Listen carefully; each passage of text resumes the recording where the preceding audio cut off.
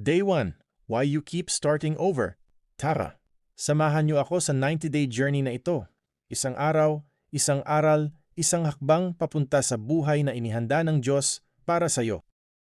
Alam mo ba?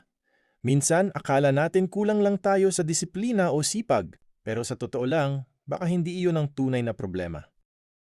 Ilang beses ka na bang nagsimula, nag-exercise, nag-ipon, nag-aral ng bagong skill, o sinubukang baguhin ang buhay mo? Pero ilang araw o linggo lang, balik na naman sa dating gawi. Naranasan ko rin yan.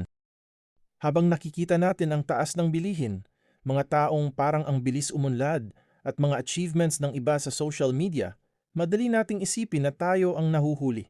Hanggang sa unti-unti na nating pinaniniwalaan na baka ganito na lang talaga tayo. Pero doon nagsisimula ang problema.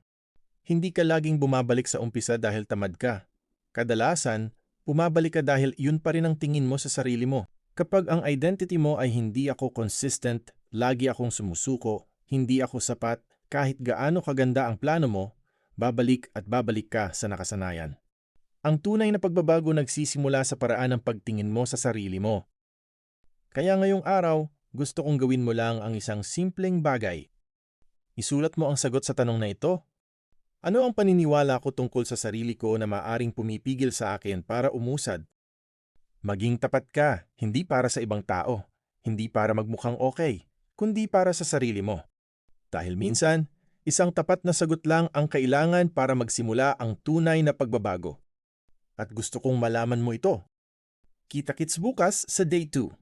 Sama-sama nating tapusin ang 90-day journey na ito. Isang hakbang, bawat araw. 80 more days to go, tuloy-tuloy na to.